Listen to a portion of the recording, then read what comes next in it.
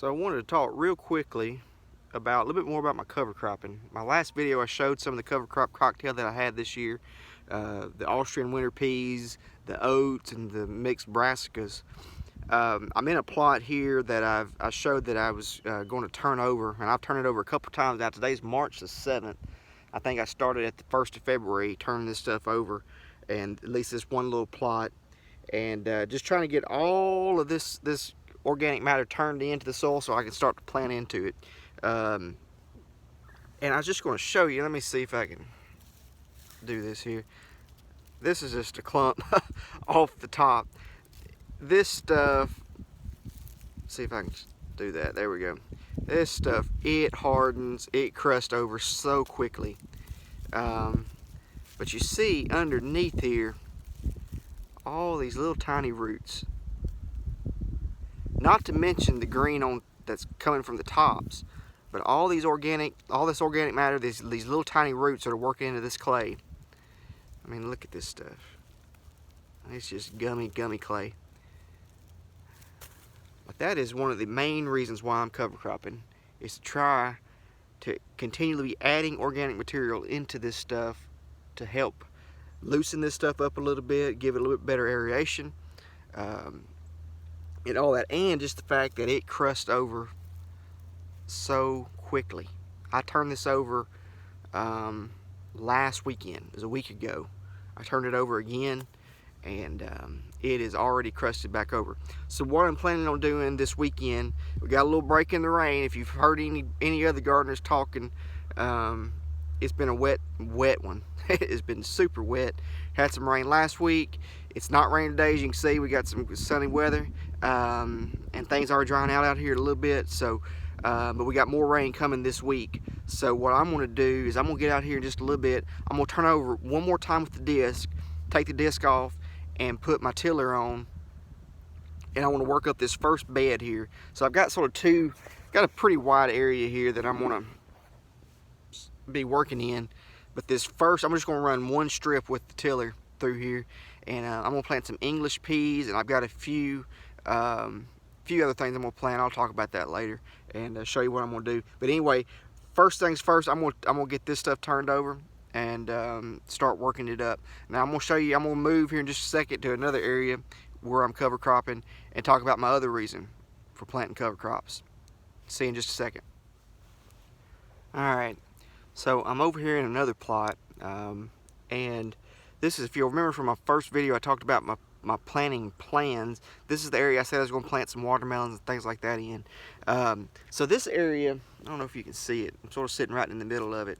All this right here, when I planted the cover crop here and over here, when I planted that last fall, I come through here and I disc everything up except for this strip, because I had some late cucumbers and a few late tomatoes. Now, those things were not producing enough for me to leave them here. I should have pulled them up, plowed it under, and got good cover crop here. Now you'll see, this looks green, but what it is just weeds. Just the whole thing. Your ground is going to get covered by something, so you might as well put something that you want on it so you don't have the weeds coming back. All this is just going to give me more stuff to fight with this year. Now over here where I got cover crops, there's some weeds in there. It's not near as thick as this. In places where the cover crop's a little bit thin, I mentioned that early freeze we had that killed off some of my cover crop. That's definitely caused me some issues. So I've got some gaps in there where things are not doing quite like I want them to. But it is a whole lot better than this whole wide strip here where I didn't get it tilled up and get it planted good, where I got just all this weeds, I don't know what you call it, but all this stuff coming up. You can see where I've got some, I'm not sure, I think that's probably a mustard, but coming up right there. But again, that's my other reason for cover cropping, is to try to control the weeds from coming in, because they're going to be here. The ground's not going to lay bare. That's just the way the good Lord designed it to work, is something's going to come in. So to keep a lot of this out, plant you some cover crops. Let me just show you. So that my video I just posted, it was actually recorded in February, and I'm back out here. This is March the 7th. Look at how good this stuff looks.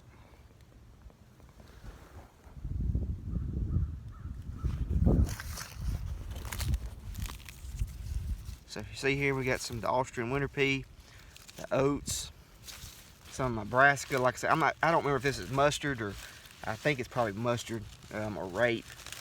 What it looks like to me. Man, this stuff is really looking good. You see the peas over there, where they are thick, and these oats are looking good.